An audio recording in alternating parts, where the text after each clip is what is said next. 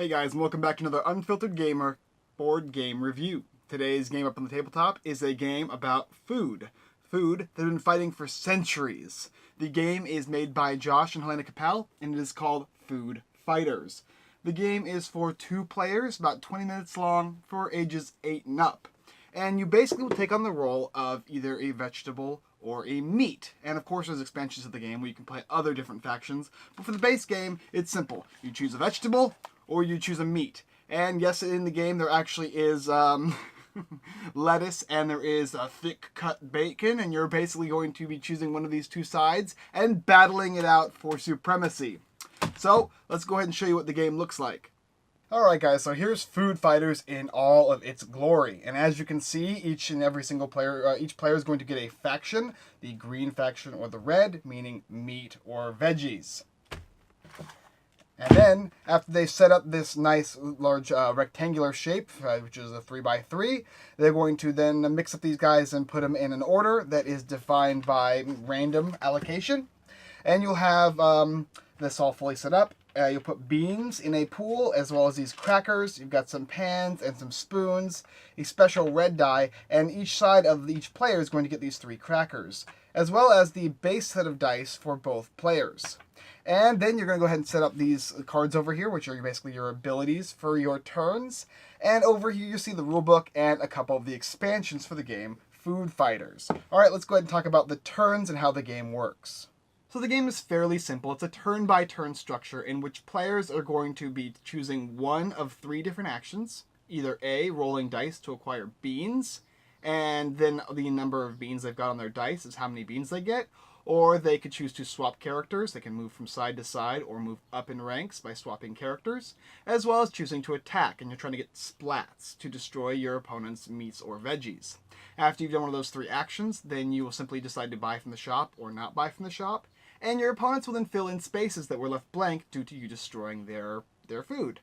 And they will move up in rank to facilitate the gaps that are being blocked off, basically, or open.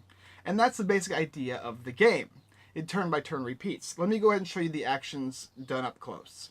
Alright, so here's Food Fighters in the flesh, and we're going to talk about all the different turns you can take and how they work. It's fairly simple. First thing you do is you get your little reference card and you take one of these actions, the first one being roll for beans. If you get a splat, you simply roll it again, and that demonstrates how many beans you get for your turn. You go ahead and put it next to you to the side somewhere, which you can use to spend for the buying phase. Or, if you don't want to do that, maybe you want to swap, you can simply swap characters. For some reason you want to do that, or this, you can swap like that. The one thing you can't do is if you have a character missing there, you can't swap backwards. Or if you wanted to attack, now remember these characters can only attack adjacent characters on the opposite side that they're angry with. For instance, this guy doesn't like the chicken, so he can actually fight here, here, here, as long as they're chicken, which would mean this guy would be able to fight. This guy couldn't fight because bacon's over here. He'd only be able to fight these 2. So this guy would be another fight. So we'll go ahead and fight with this guy. He doesn't like the bacon, so he's going to roll. If he gets a splat, he kills him. Oh, there's a splat. This guy is removed. And after that, that would be maybe his turn. The next thing would be to buy a thing. So if he had any of these little beans here, he could choose to buy an action. Let me show you the actions. This one, this one, this one. Here's the cost down here. One of these says whenever one of your attacks hits, you gain 2 beans. So this is actually forever. It lasts forever, and you get to put it next to you. Or this one here is perform a swap of any of your own fighters or 2 enemy fighters. Maybe you want to swap your enemy fighters for some reason. So these kind of things, you can choose to do any of these guys, as well as buying other things. And here on the back of the reference card shows you what you can buy.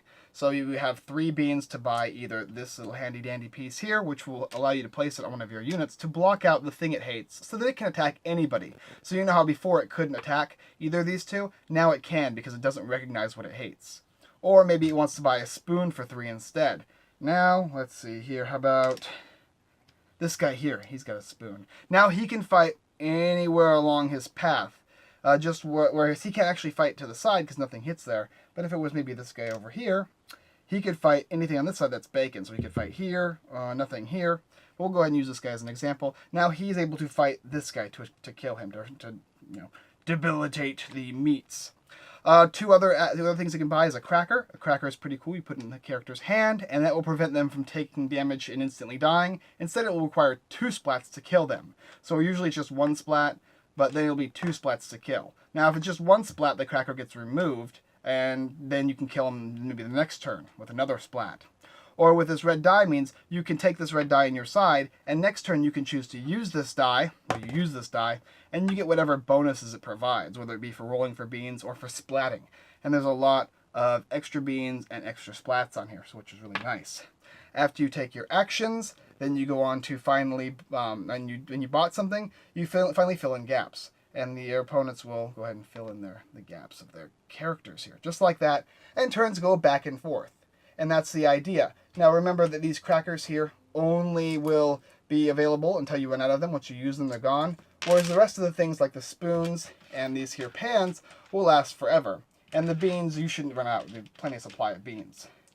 All right, let's take it back up. Okay, so now you know how a turn goes, going back and forth and defending your monsters, placing how you want to place them, or how you want to attack. If you want to do range with a spoon or with a pen, you can block out what you dislike so you can attack anything. And the game also comes with these handy dandy little thought bubbles, and not only this, but as well as the expansions of the game also come with the thought bubbles, which allows you to make your own custom team as well as selecting your own custom abilities.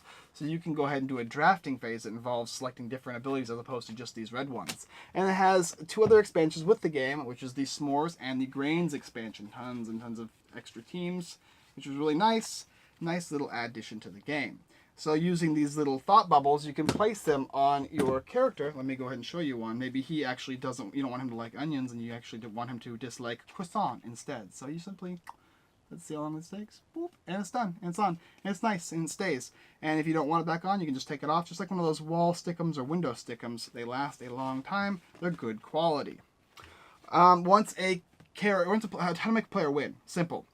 There are 3 different types of foods for each team. And if you can eliminate any one type of food from your opponent, you'll win. So if you defeat all 3 of the bacons on your opponent's meat team. Or if you're the meat team, you can kill any of the onions on your opponent's team, and that'll make you win the game.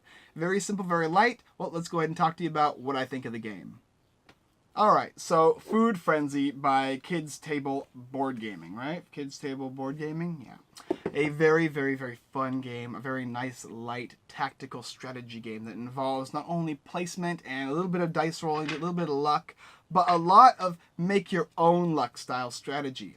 The components are great. Nice, solid wooden, they're not even cards, they're boards, right? As well as the nice little meeples or bean poles. And you get your little cracker poles and spoons. And not only are these really nice quality, but they also are really cool it feels nice placing them on these cards because you can actually see, where to place them and how it actually, you can fill this guy up with a bunch of stuff. And it kind of represents not only like, okay, he's got a shield, he's got a ranged, and the component quality is really good, but not only that, but just the fact that it kind of all works together in this kind of food battling category. Also as well, the expansions and creating your own team is all really, really fun. I really enjoy the fact that I can make my grains team and they don't like the meat or whatever. And each faction is different based on these abilities here that let you do different things. The meat faction letting you have 2 crackers instead of 1. And the veggie faction allowing you to have extra beans whenever you, let's see, what's this one? The bean boost, my favorite one. Whenever one of your attacks hits, you gain 2 beans. So attacking gives you the beans instead of just only hurting you, right?